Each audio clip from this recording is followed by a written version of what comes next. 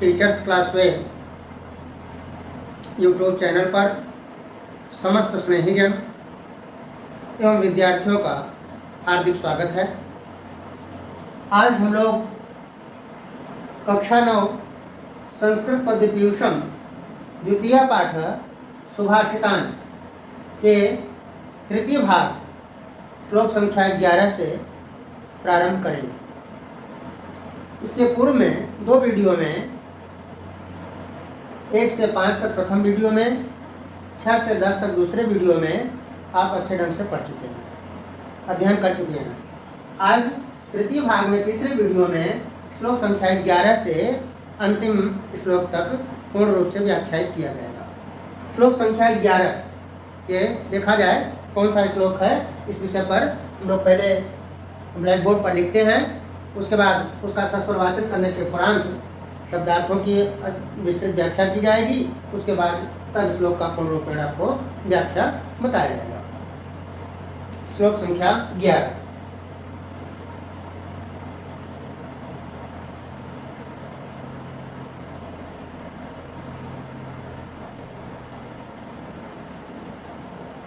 षड दोषा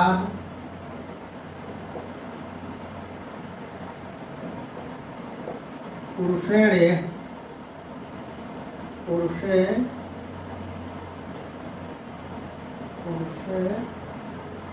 षड्दोषा पुरुषेणे षड्दोषा पुरुषेणे हातव्या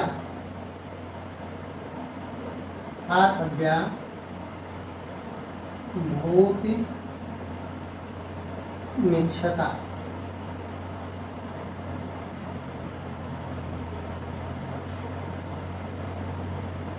पहली लाइन हो गई आपकी षड्दोषा पुरुषेणे हातव्या भूति मिच्छता।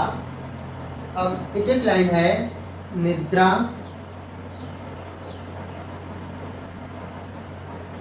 तंद्रा भयम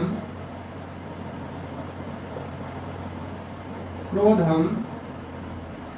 अब आगे स्वर आ गया, इसलिए क्रोधम को आपको यहाँ व्यंजनांत लिखना पड़ेगा। क्रोधम आलस्यम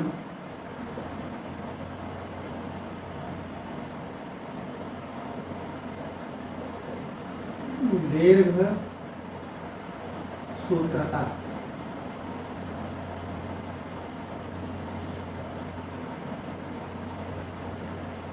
यह श्लोक है आपका। निद्रा तंद्रा भयम क्रोधम आलस्यम दीर्घ सूत्रता। अब श्लोक को आप सस्वरवाचन करके स्पष्ट कर लें, उसके बाद इसकी व्याख्या करते हैं। षड्दोषा पुरुषेणेह हातव्या भूतिमीक्षता। निद्रा तंद्रा भयम क्रोधम आलस्यम दीर्घ सूत्रता। दूसरे रूप में इसको पढ़ सकते हैं आप। षड्दोषा पुरुषेणेह हातव्या भूतिमीक्षता। निद्रा तंद्रा भयम क्रोधम आलस्यम दीर्घ सूत्रता। अब इस श्लोक को हम एक एक शब्दार्थ के माध्यम से स्पष्ट करते हैं, उसके बाद तब इसकी व्याख्या करते हैं। षड माने 6, दोषा माने दोष, पुरुषेण धन ई अलग अलग कर लीजिए। पुरुषेण को आप शब्दार्थ के रूप में देख लें। ये शब्द है आपका पुरुषेण, इसको आप अलग अलग कर लीजिए तो हो जाएगा आपका पुरुषेण धन ई। पुरुषेण माने पुरुष के द्वारा, ई हमारे इस माने इस संसार में, तो इस संसार में पुरुष के द्वारा पूरा अर्थ हो जाएगा। अगर इस संसार में पुरुष के द्वारा पुरुषेणे, पुरुषेण पुरुष के द्वारा, ये माने संसार में ना। आगे लिख रहे हैं हातव्या, हातव्या, हातव्या, हातव्या माने होता है त्याग देना चाहिए, त्याग देना चाहिए या छोड़ देना चाहिए। भूतिमिच्छता, भूत शब्द कहते हैं भूतिम, अलग अलग कर लीजिए। भूति माने होता है ऐश्वर्य, ऐश्वर्य या धन संपदा। इच्छता, इच्छता शब्द समझते ही हैं, इच्छता माने चाहने वाले, चाहने वाले। निद्रा समझ रहे हैं, नींद। तंद्रा, तंद्रा शब्द है, तंद्रा माने होता है ऊंघना, ऊंघना। इसी को आप कहते हैं जम्हाई, जम्हाई लेना, ये जम्हाई लेना। आगे है भयम, भय समझते ही हैं, भय। क्रोधम, क्रोध। आलस्यम, आलस्य। दीर्घ सूत्रता, दीर्घ सूत्रता शब्द का अर्थ देख लें, दीर्घ सूत्रता। दीर्घ सूत्रता माने होता है विलंब से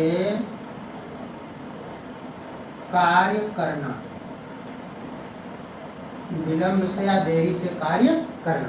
यह हर शब्दों का स्पष्ट आपको हमने अर्थ लिख दिया। अब पूरे का अच्छे ढंग से व्याख्या देखें। षड्दोषा पुरुषेणे हातव्या भूतिमिच्छता। तो अब यहाँ पर भूतिमिच्छता शब्द को साथ में ले लें पहले। ऐश्वर्य या धन संपदा चाहने वाले पुरुषेण, पुरुष के द्वारा, इह, इस संसार में, षड्दोषा हातव्या, 6 दोषों को त्याग देना चाहिए। इसको स्पष्ट रूप में फिर से देख लें। इस संसार में पुरुष के द्वारा धन संपदा ऐश्वर्य चाहने वाले पुरुष के द्वारा षड्दोषा हातव्या, 6 दोषों को त्याग देना चाहिए, छोड़ देना चाहिए। यदि आपको धन संपदा ऐश्वर्य सुख की लालसा है, कामना है, इच्छा है, तो निश्चित रूप से आपको 6 विकारों को, 6 दोषों को त्यागना होगा, छोड़ना होगा। वो 6 दोष कौन कौन से हैं कि आपके सामने दूसरी लाइन में लिखे गए हैं। निद्रा, पहला, सबसे पहला दोष है निद्रा। नींद, नींद पर कंट्रोल रखना। जब तक नींद, निद्रा पर, नींद नारी भोजन परिहरहु, जब तक निद्रा पर आपको कंट्रोल नहीं होगा, आपका संयम नहीं होगा, तब तक आप धन संपदा ऐश्वर्य की कामना नहीं कर सकते हैं, उसको नहीं प्राप्त कर सकते हैं। तो पहला दोष है आपका निद्रा, निद्रा पर आपको कंट्रोल करना होगा, निद्रा को त्यागना होगा। दूसरा है तंद्रा, तंद्रा शब्द कहते हैं, हमने लिख दिया है, तंद्रा माने ऊंघना, ऊंघना का मतलब होता है जम्हाई लेना। जम्हाई लेने का भाव क्या होता है, न सोना न जागना, न तो सोने में न तो जागने में। ऐसी स्थिति बने जैसे आप प्रत्यक्ष रूप में देख लें, ऊँघना, ऊँघने का मतलब है इस तरह की भावना, जैसे कि आप न तो सोने की स्थिति में हैं न जगने की स्थिति में हैं, आप अर्ध चेतन स्थिति में हैं, उसी को कहते हैं ऊँघना, तंद्रा। तो इस तंद्रा को भी त्याग देना चाहिए। तीसरा है भय, भय, जब तक भय आपके अंदर समाया हुआ है तब तक आपको धन ऐश्वर्य की स्थिति नहीं बन सकती है। चौथा कर रहे हैं क्रोधम, क्रोध की भावना। क्रोध, क्रोध जानते हैं मनुष्य के लिए हमेशा सबसे खतरनाक चीज है। यही क्रोध मनुष्य का सबसे बड़ा दुश्मन है। इसी क्रोध के माध्यम से मनुष्य अच्छे से अच्छे कार्यों को भी एक क्षण में बर्बाद कर देता है, बेकार कर देता है, व्यर्थ कर लेता है। इसलिए क्रोध पर नियंत्रण बहुत आवश्यक है। क्रोध को निश्चित रूप से संयमित करना चाहिए, उसको अपने अंदर समाहित करना चाहिए, समेटना चाहिए। क्रोध पर हमेशा नियंत्रण रखना चाहिए। फिर कहा आलस्यम, आलस, आलसी होना। आलस्य जो है यह भी धन संपदा ऐश्वर्य चाहने वाले मनुष्य के लिए सबसे बड़ा दोष है, क्योंकि आलस्य एक ऐसी चीज है, आलस्यम ही मनुष्याणाम शरीरस्थो महान रिपु। आलस्य जो है वह मनुष्य के शरीर में स्थित सबसे बड़ा दुश्मन है। यह जो आलस्य है, इसी के माध्यम से मनुष्य को अनेक प्रकार के कार्यों में बाधा पड़ती है। आज नहीं कल कर लेंगे, कल नहीं परसों कर लेंगे, यही आलस्य की स्थिति होती है। आज करे सो काल कर, काल करे सो परसों, क्यों इतना जल्दी है, रहना तो है बरसों। ये जो स्थितियां बनती हैं, ये सब आलस्य की स्थिति बनती है। इसलिए हमें आलस्य को त्यागना चाहिए। अंतिम है छठवां दोष, वो है दीर्घ सूत्रता। दीर्घ सूत्रता के लिए हमने आपको संकेत कर दिया है, विलंब से, देर से कार्य को करना, विलंब से अपने कार्य को टालते जाना, ये एक छठवां दोष है जो कि मनुष्य को धन संपदा ऐश्वर्य चाहने में, प्राप्त करने में बाधा पहुंचाता है। इसलिए विलंब से कार्य करना, देरी से कार्य करना, यह भी एक दोष के अंतर्गत आता है। ये 6 दोष हैं जिसको हमने स्पष्ट आपको संकेत कर दिया। निद्रा, तंद्रा, ऊँघना, भय, क्रोध, आलस्य और विलंब से कार्य करना। यदि किसी भी मनुष्य को इस संसार में धन संपदा ऐश्वर्य की अभिलाषा है, इच्छा है, तो उन्हें इन 6 दोषों को निश्चित रूप से त्यागना पड़ेगा, त्याग देना चाहिए।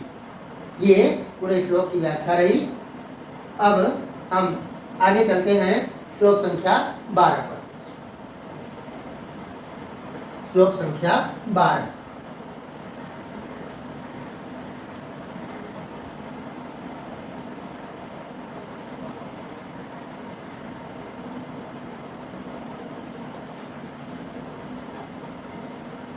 श्लोक संख्या 12 देखा जाए क्या है, कौन सा है। श्लोक संख्या 12 कौन सा श्लोक है। विद्यया कह रहे हैं, विद्यया विनया वाप्ति, विद्यया विनया वाप्ति, सा चेत् अविनयावहा, सा चेद अविनयावहा। इन्होंने संधि किया है कि एक साथ लिखा है, देख लेते हैं। चेद, सा चेद विनयावहा, सा चेद विनयावहा। चेद में हलंत न लगा करके एक साथ कर दिया गया है। चेद विनया वहा, एक साथ कर लीजिए। ये है आपका विनया वहा। यहाँ पर एक ही अवग्रह लगाएं, विनया वाप्ति। विद्यया विनया वाप्ति ही सा चेद विनया वहा। इसको अलग अलग कर लेंगे तो सा चेद अविनया वहा, वहा शब्द आ रहा है, अभी आपको विस्तार में बताया जाएगा। अगला है नीचे की लाइन, किम कुर्मः कम प्रति ब्रूमः गर्दायाम स्व मातर। ये श्लोक आपका है, देखें। विद्यया विनया वाप्ति ही, विद्यया विनया वाप्ति ही सा चेद अविनयावहा किम कुर्मः कम प्रति ब्रूमः गर्दायाम स्वमातर। अब यहाँ पर पहले सस्वर वाचन हम लोग कर लेते हैं। सस्वर वाचन के बाद तब आगे इस श्लोक की अच्छे ढंग से हम व्याख्या करते हैं। विद्यया विनया वाप्ति सा चेद विनयावहा किम कुर्मः कम प्रति ब्रूमः गर्दायाम स्वमातरी। तो दूसरे रूप में आप चाहें तो और दूसरे ढंग से भी सस्वर वाचन कर सकते हैं। वो है विद्यया विनया वाप्ति सा चेद विनयावहा किम कुर्मः कम प्रति ब्रूमः गर्दायाम स्वमातरी। इस तरह से अनेक रूपों में आप अच्छे ढंग से श्लोक की व्याख्या, श्लोक को सस्वर पाठ कर सकते हैं।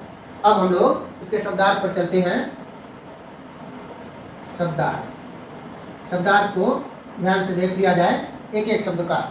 विद्या, विद्या के द्वारा। विनया वाप्ति, विनया माने विनम्रता, वाप्ति माने प्राप्त होती है, प्राप्त होती है। सा माने वह स्त्रीलिंग में है।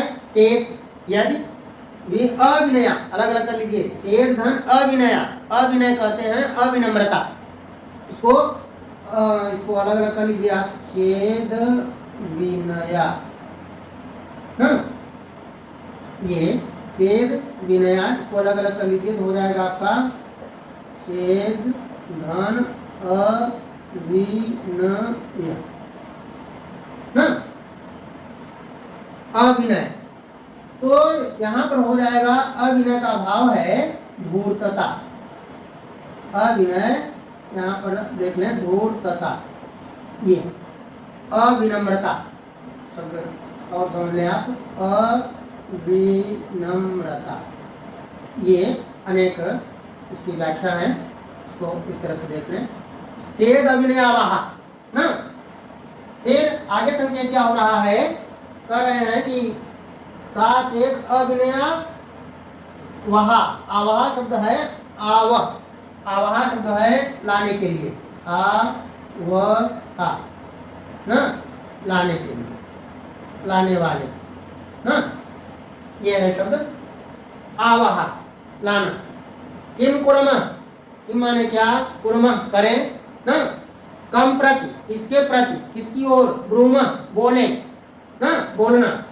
गर्दायाम, गर्दा शब्द आया है गर्दायाम,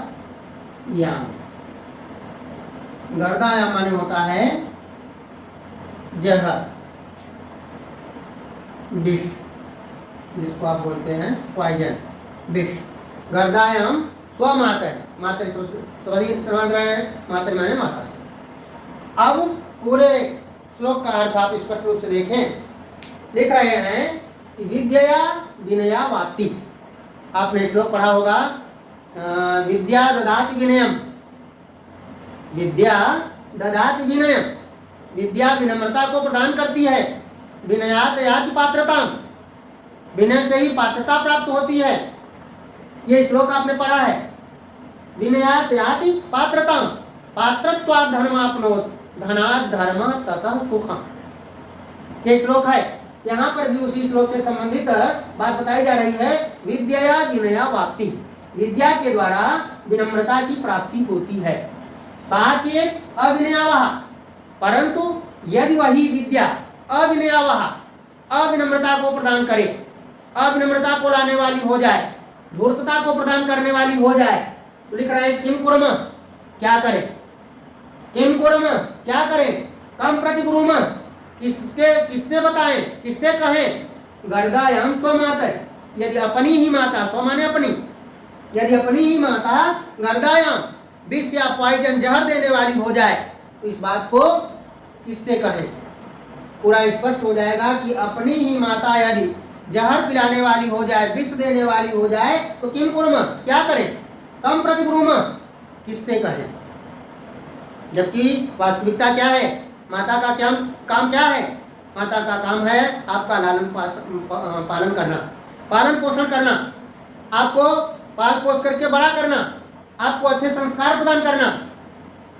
तो माता न कुमाता पुत्र कुपुत्र भले ही, माता कभी कुमाता नहीं होती है। लेकिन यहाँ पर दुर्भाग्य से संकेत किया जा रहा है कि यदि माता जिसका काम है आपका पालन पोषण करना, वही यदि जहर या पॉइजन या विष देने वाली हो जाए, तो किम कुर्मः क्या करें, कम प्रति ब्रूमः, इस बात को किससे बताएं, किससे कहें। तो जननी जन्मभूमिश्च स्वर्गादपि गरीयसी, माता और मातृभूमि जो है वो स्वर्ग से बढ़कर के मानी जाती है। इसलिए माता से ये तो कभी उम्मीद ही नहीं की जा सकती है कि वह भी जहर पिलाने वाली हो सकती है। लेकिन इस श्लोक के माध्यम से संकेत किया जा रहा है, यहाँ पर माता के माध्यम से विद्या के विषय में पूर्ण रूपेण संकेत किया जा रहा है कि विद्या का काम है विनम्रता को देना। विनम्र, विनम्र होना माने भवन्ति नम्रास्तरवः फलागमयी। विनम्रता का भाव यहाँ पर संकेत क्या है कि विनम्र, झुक जाना। फलों से लदी हुई जो डाली होती है वो झुक जाती है, तो विद्या यदि आपके पास वास्तविकता आ गई तो निश्चित रूप से आपके अंदर विनम्रता आ जानी चाहिए। इसीलिए संकेत कर रहे हैं कि विद्या का काम ही है विनम्रता को प्रदान करना। साचेत अविनयावह, लेकिन यह दुर्भाग्यवश वही विद्या अविनम्रता को प्रदान करने लगे, धूर्तता को प्रदान करने लगे, तो कह रहे हैं कि किम कुर्म, क्या करें, कम प्रतिगुरुम, किससे बताएं, गर्दायाम स्वमातरी, जिस तरह से अपनी ही माता यदि विष देने वाली हो जाए तो किम कुर्म, क्या करें, कम प्रतिगुरुम, किससे बताएं, किससे इस बात की चर्चा करें। यहाँ पर विद्या के माध्यम से माता का उदाहरण देकर के विद्या की विनम्रता का वर्णन किया गया है। अच्छे ढंग से आपको समझ में आ गया होगा। फिर से यदि कहीं असुविधा हो, कोई आपको दिक्कत समझ में आती हो तो फिर से देख लें कि विद्या के द्वारा विनम्रता की प्राप्ति होती है। साचेत अविनयावह, यदि वह दुर्भाग्य से अविनम्रता या धूर्तता को प्रदान करने वाली हो जाए तो अपनी माता को जहर पिलाने के समान किम कुर्म, क्या करें, कम प्रतिगुरुम, किससे इस बात को बताएं। ये श्लोक संख्या 12 रहा। अब अगला श्लोक देखा जाए, श्लोक संख्या 13। श्लोक संख्या 13 के विषय में लिखते हैं पहले, उसके बाद आपको अच्छे ढंग से उसकी व्याख्या बताते हैं। श्लोक संख्या 13 देखा जाए कौन सा श्लोक है।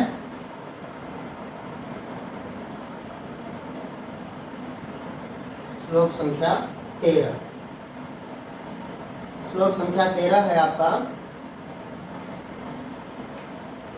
श्लोक संख्या 13 लिख रहे हैं, सर्वे यत्र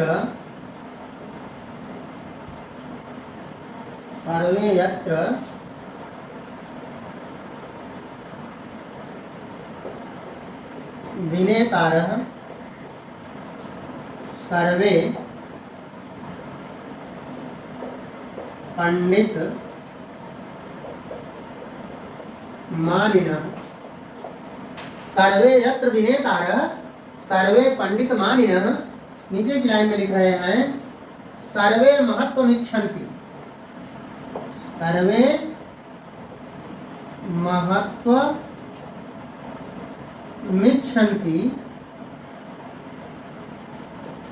तद वृन्दमवसीदति,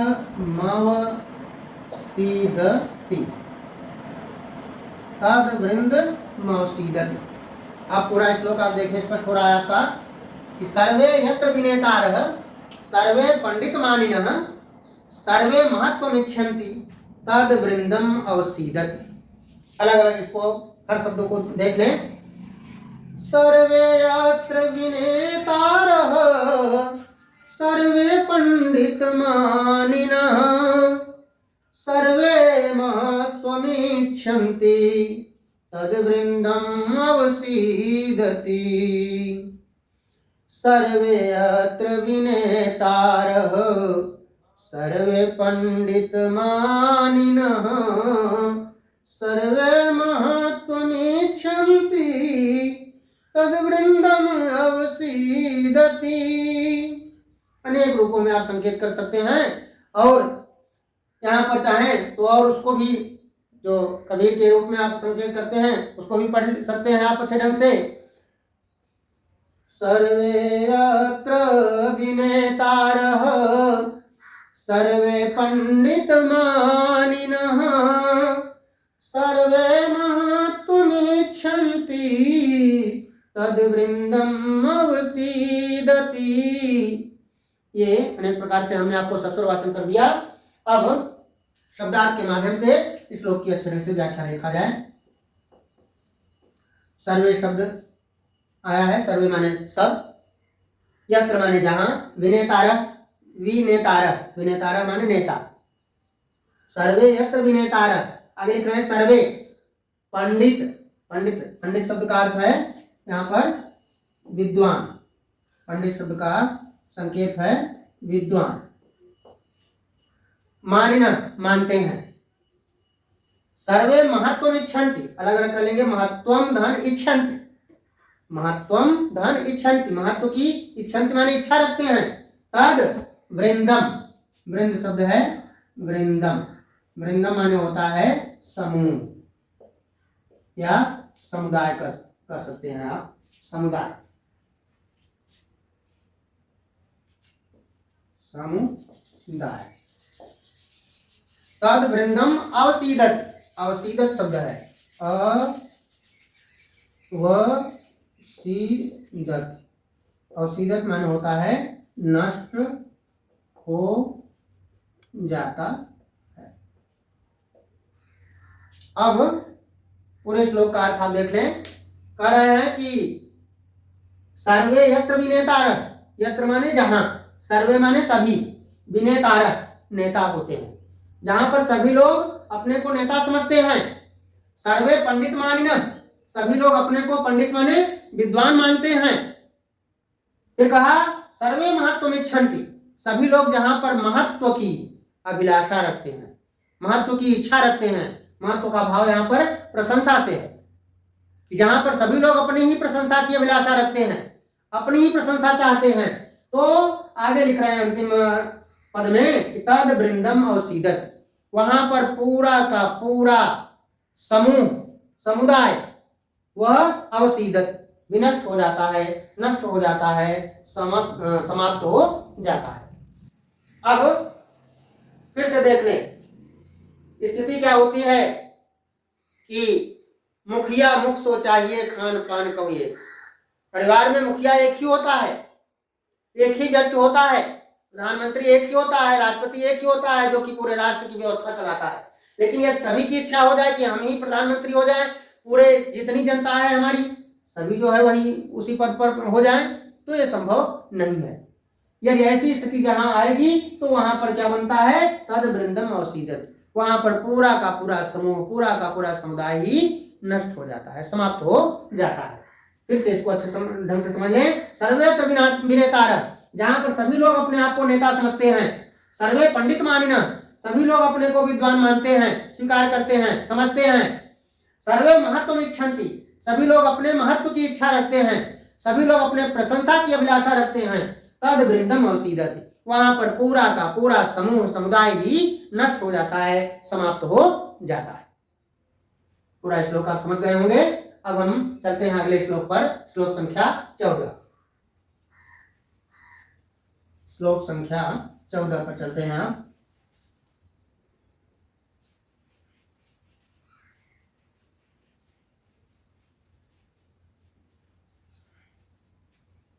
यह है श्लोक संख्या आपका 14। 14 देखा जाए कौन सा श्लोक है, देखें, अच्छा श्लोक है। संपूर्ण कुंभ न करोति शब्दम, पूरा एक साथ खपाना संभव नहीं है, 4 लाइन में कर देते हैं। संपूर्ण कुंभ न करोति शब्दम, इसको अलग कर दे रहे हैं, नहीं तो एक साथ में रहता तो यहाँ पर अर्धो न होता, मर्धो हो जाता साथ में, शब्द मर्धो, अर्धो घटो, अर्धो घटो घोष मुपैति नूनम, अर्धो घटो घोष मुपैति नूनम। नीचे की लाइन में आ जाए, विद्वान कुलीनो न करोति गर्वम। फिर अंतिम लाइन है, जलपंती, जलपंती मूढ़ास्तु गुणैर विहीना। ये आपका श्लोक है, 4 पदों में श्लोक है। हमने उधर दूर तक न लिख करके 4 लाइन में कर दिया है इसको, चारों पद अलग अलग आपका। ये बहुत ही अच्छा श्लोक है, बहुत ही मार्गदर्शक है। सुभाषितानि शब्द को पूर्ण रूप से समेटे हुए ये श्लोक आपको मिलेगा। इसको अच्छे ढंग से सस्वर वाचन कर लें आप। बहुत ही सरलता से आप सस्वर वाचन इसका कर सकते हैं, बहुत बढ़िया ढंग से कर रहे हैं। देखें, संपूर्ण कुंभ न करोति शब्दम अर्धो घटो घोषमुपैति नूनम विद्वान कुलीनो न करोति गर्वम जल्पन्ति मूढ़ास्तु गुणैर्विहीना। कितना अच्छा श्लोक है। आप जितना सस्वर पाठ कर सकते हैं अच्छे से अच्छे ढंग से, उतना आप के द्वारा किया जा सकता है।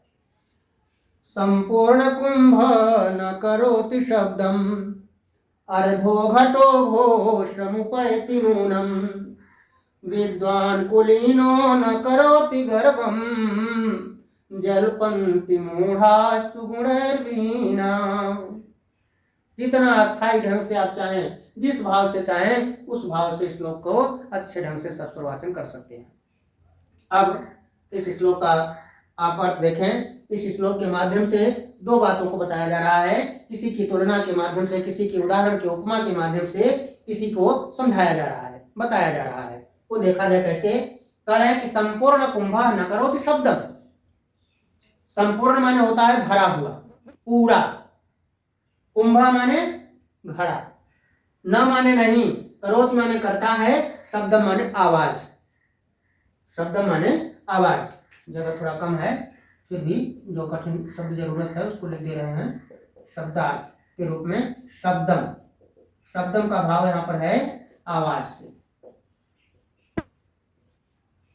कारण अर्धो, अर्धो माने समझ रहे हैं आधा। घटो शब्द आ ही गया, स्पष्ट है। घोष, घोष शब्द भी आ गया, तो चाहे तो आप इसी में साथ में कर सकते हैं। घोष माने भी होता है आवाज। शब्दम आवाज, घोष एक ही शब्द है। अर्धो घटो घोष मुपैति, उपैति, उपैति माने करता है ना। नूनम, उपैति शब्द अगर लिखना चाहें तो लिख लें, उपैति। उपैति माने करता है, नूनम माने निश्चित रूप से, नूनम निश्चित रूप से।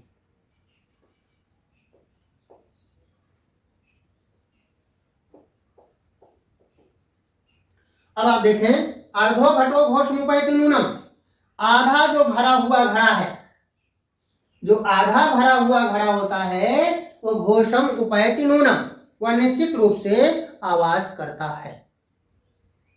अब देखिए यहाँ पर घड़े के माध्यम से वो बताना क्या चाहते हैं, प्रश्न के रूप में देखिए, समझ लीजिए। यहाँ पर विद्वान और मूर्ख, इसके विषय में वर्णन किया गया है। कैसे संकेत कर रहे हैं? संपूर्ण कुंभा न करोति शब्दम। संपूर्ण कुंभ माने जो भरा हुआ घड़ा है वह विद्वता का प्रतीक है, विद्वान का प्रतीक है। ये जो पहली लाइन है ये तीसरी लाइन का पूर्ण रूपेण अर्थ प्रदान करती है। हाँ, पूर्ण रूपेण उसकी जो है उपमा दे रही है। कैसे? कि संपूर्ण कुंभा न करोति शब्दम, जो पूरा भरा हुआ घड़ा है वह आवाज नहीं करता है। फिर अर्धो घटो घोषमुपैति नूनम, आधा भरा हुआ जो घड़ा होता है वह निश्चित रूप से आवाज करता है। आपने लोकोक्तियों में पढ़ा होगा, जो मुहावरा होते हैं देशज, उसमें पढ़ा होगा कि अधजल गगरी छलकत जाए, अधजल गगरी छलकत जाए। उसी में आगे बढ़ा देते हैं भरी गगरिया चुप्पे जाए। ये संकेत आप देखे होंगे, वही भाव यहाँ पर स्पष्ट दिखाई दे रहा है। अब नीचे की लाइन में आ जाए, विद्वान कुलीनो न करोति गर्भम। जो कुलीन खानदान का विद्वान होता है, कुलीन अच्छे वंश का, जो अच्छे खानदान का विद्वान होता है, न करोति गर्वम, वह कभी अभिमान या गर्व या घमंड नहीं करता है। अच्छे खानदान का, अच्छे वंश का जो विद्वान व्यक्ति होगा वह कभी भी गर्व या घमंड नहीं करता है, क्योंकि अगर उसके पास वास्तविक विद्या है, वास्तविक रूप में वह विद्वान है, तो उसके अंदर अभिमान आप नहीं पाएंगे, उसके अंदर आप अत्यंत सरलता पाएंगे, क्योंकि वह वास्तविकता को जानता है। वह पूर्ण रूप से विद्या का अच्छे ढंग से अपने अंदर समाधान किया है, उसको अच्छे ढंग से उन्होंने उसको अपने अंदर समाहित किया है। इसलिए वह व्यक्ति कभी भी अभिमान घमंड गर्व नहीं करता है। उसके अंदर उतना ही सरलता आएगी, उसके उससे आप कहेंगे भी कि अरे आप तो बड़े अच्छे विद्वान हैं, आपकी विद्वता का तो फिर क्या कहना, वो आदमी आपसे बड़ी सरलता से कह देगा कि नहीं कुछ नहीं, ऐसा कुछ नहीं है, हम लोग तो एक अध्यवसायी हैं, केवल परिश्रम करते हैं, मेहनत कर रहे हैं, आगे तो ईश्वर की इच्छा।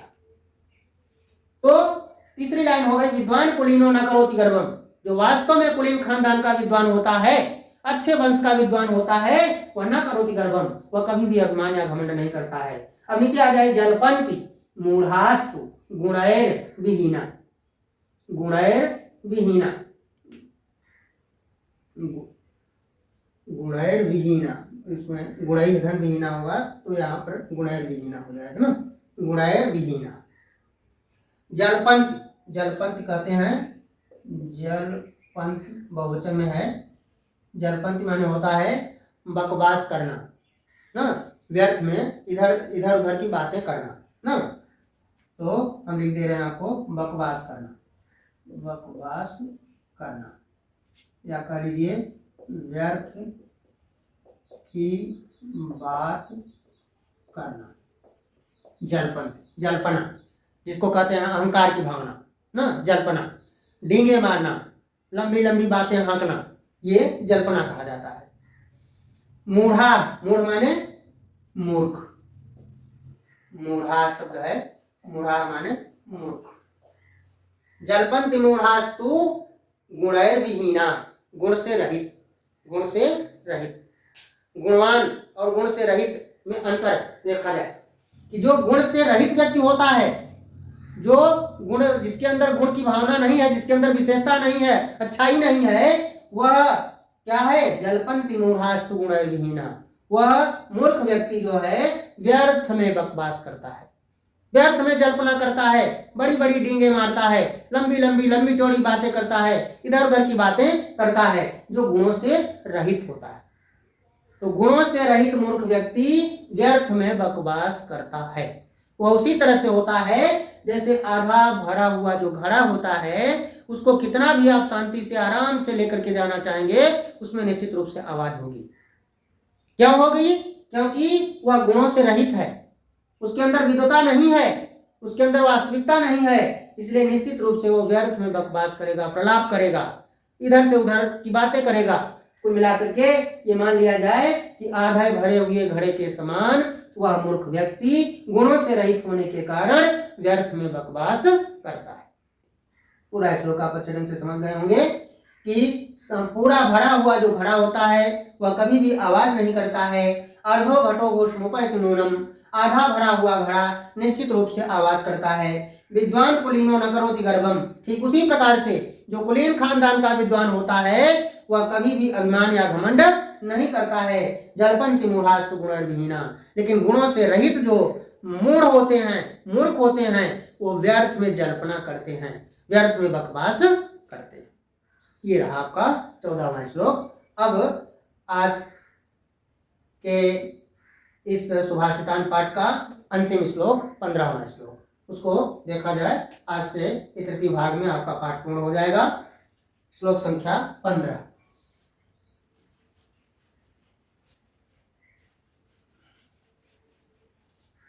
श्लोक संख्या 15।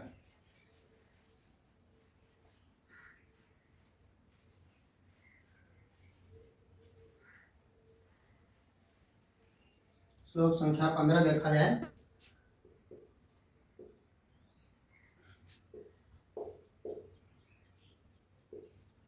दरिद्रता धीरतया विराजते, दरिद्रता धीरतया विराजते। फिर लिख रहे हैं कुरूपता शीलतया विराजते, कुरूपता, कुरूपता शीलतया विराजते। नीचे की लाइन में आ जाए, कुभोजनम, कुभोजनम शोषणतया विराजते। कुभोजनम चोष्णतया विराजते, अंतिम पद है कुवस्त्रता, कुवस्त्रता शुभ्रतया विराजते। ये अंतिम श्लोक है इस पाठ का, ये आपके सामने है। अब इसका हम लोग सस्वर वाचन करने के पश्चात शब्दार्थ देखेंगे और उसके बाद इसकी व्याख्या देखते हैं। ये श्लोक आपके सामने स्पष्ट देखिए, पूर्ण रूप में हमने संकेत कर दिया है, लिख दिया है, आपके सामने हो गया है। अब इस श्लोक के माध्यम से देखिए कैसे पहले हम लोग सस्वर वाचन कर लेते हैं, उसके बाद इस पर विस्तार से व्याख्या करते हैं। दरिद्रता धीरतया विराजते, कुरूपता शीलतया विराजते, कुभोजनं चोष्णतया विराजते, कुवस्त्रता शुभ्रतया विराजते। इसको और दूसरी भाषा में आप चाहें तो दूसरी भाषा में भी और भाव से कह सकते हैं। दरिद्रता धीरतया विराजते, कुरूपता शीलतया विराजते, कुभोजनं चोष्णतया विराजते, कुवस्त्रता शुभ्रतया विराजते। ये श्लोक आपका देखिए। अब इसका अर्थ देखा जाए, दरिद्रता, दरिद्रता समझ ही रहे हैं, अपने आप में स्पष्ट शब्द है। दरिद्रता गरीबी। धीरतया, धीरतया शब्द को देख लें आप, धीर, धीरतया धैर्य रखने पर ना, धीरज रखने पर, धैर्य रखने पर ना, धैर्य से विराजते, विराजते शब्द आ रहा है, सब में आएगा शोभा पाती है, विराजते शोभा पाती है या सुशोभित होती है, ये शब्द है आपका। अब आ जाए कुरूपता। कुरूप कहते हैं, कुरूप जिसका चेहरा अच्छा ना हो, बदसूरत। कुरूप शब्द का तो अर्थ आप समझ रहे हैं, फिर लिख दे रहे हैं हम, कुरूपता बदसूरत ना, जिसका चेहरा अच्छा न हो, जो कुरूप हो, जो देखने में बहुत अच्छा न लगे, उसको और शब्द में आप कह सकते हैं भद्दापन ना, भद्दापन। फिर शीलतया, शीलतया शब्द है, शील कहते हैं, शीलतया माने अच्छा आचरण, अच्छा आचरण, ये शील है ना, शिष्ट आचरण जिसको कहते हैं। अच्छा आचरण कहिए चाहे शिष्ट, ये है शिष्ट आचरण, इसी से शिष्टाचार भी बनता है। आचरण, ये आचरण, ये शिष्ट आचरण। अब आया आपका कुभोजन। कुभोजन कहते हैं खराब भोजन। खराब भोजन का मतलब कह सकते हैं आप बासी भोजन। कुभोजन अब लिख दे रहे हैं, आप समझ गए होंगे। कुभोजनम, कुभोजनम की व्याख्या आप विस्तार से करेंगे। कुत्सितम भोजन, कुत्सितम, हाँ, तो खराब भोजन या सीधे आप कह लीजिए बासी भोजन। ये चोष्णतया, च्यधन उष्णतया, इसमें ओ की मात्रा आ रही है, ए और ओ की मात्रा अभी हम लोग आगे जब पढ़ेंगे तो गुण स्वर संधि में होता है, आदि गुण। च्यधन उष्णतया, उष्ण माने होता है गरम, उष्णतया, उष्णतया माने गरम ना, विराजते शोभा पाती है, सुशोभित होता है। कुवस्त्रता, खराब वस्त्र। खराब वस्त्र का भाव अपने आप समझ रहे हैं आप, चाहे उसको आपके ये अपनी भाषा में कह लें कि सबसे मैला कुचैला वस्त्र ना, या कह लीजिए कि जो बहुत सस्ता वस्त्र हो, सस्ता कपड़ा हो ना, जो बहुत कीमती कपड़ा ना हो, उसको कुवस्त्र, कुत्सिता वस्त्र ना, खराब वस्त्र। वो कुवस्त्रता हो गया। शुभ्रतया, शुभ्रतया कहते हैं स्वच्छ साफ, शुभ्र माने होता है साफ, शुभ्र, ये है शुभ्रतया ना, शुभ्रतया शब्द है स्वच्छ ना, स्वच्छता के साथ विराजते, समझ रहे हैं। हर शब्द आपके स्पष्ट हो गए हैं। अब इसका अर्थ आप स्पष्ट रूप से देख लें, कहीं आपको कोई असुविधा जिससे ना हो। कह रहे हैं कि दरिद्रता धीरतया विराजते, दरिद्रता जो होती है वो धैर्य धारण करने से सुशोभित होती है, शोभा पाती है।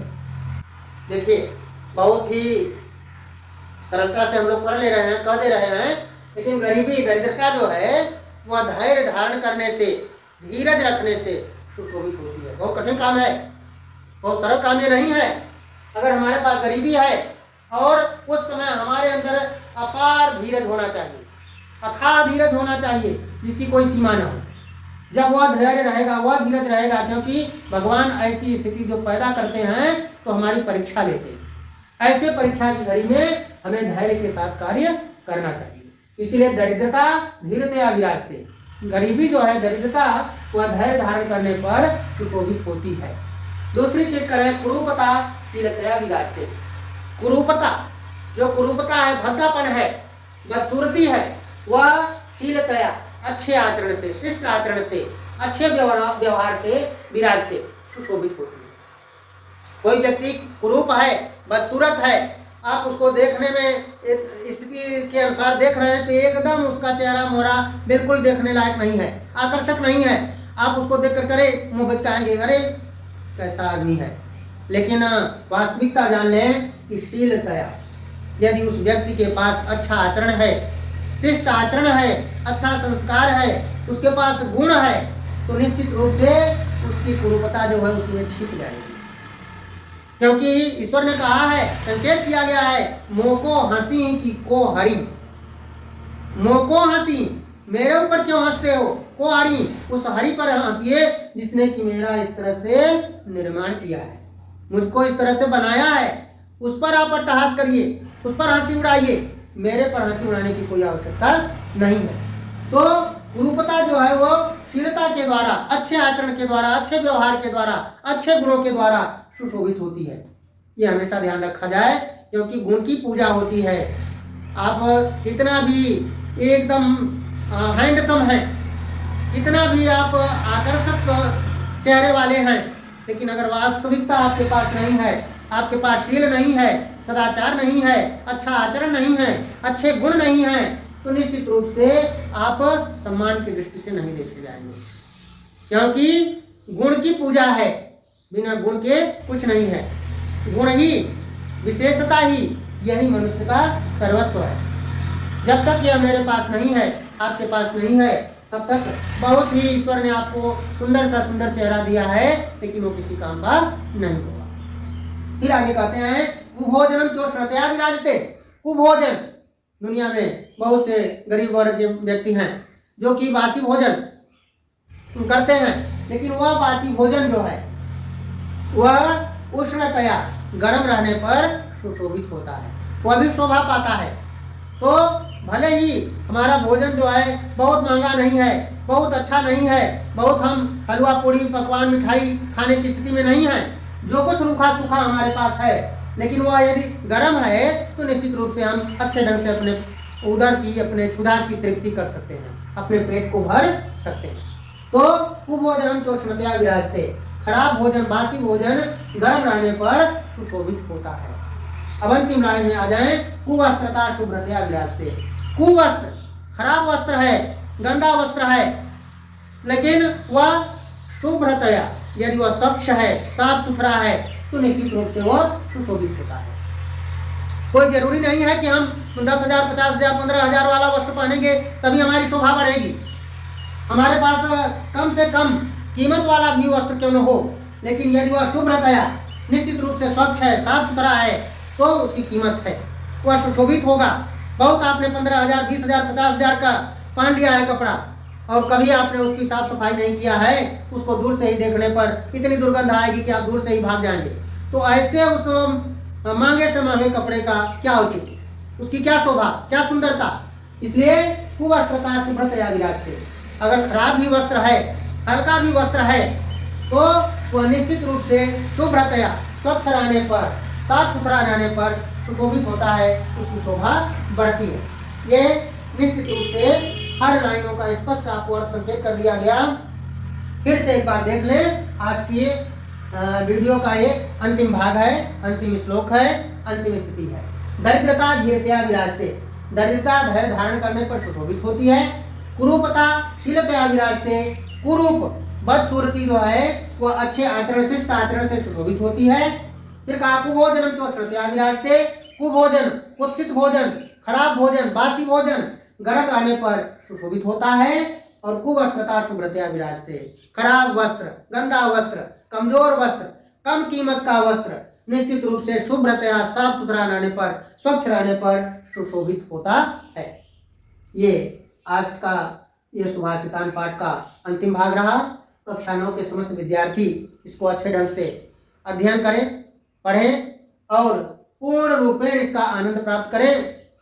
आप टीचर्स क्लासवे यूट्यूब चैनल पर इसको अच्छे ढंग से खूब जितना परिश्रम के साथ आप देख सकें इसको लाइक करिए, शेयर करिए, पूर्ण रूपेण इसका आनंद उठाइए, औरों को भी शेयर करें जिससे उनको भी इन सुभाषित वचनों का पूर्ण रूपेण लाभ प्राप्त हो सके। धन्यवाद।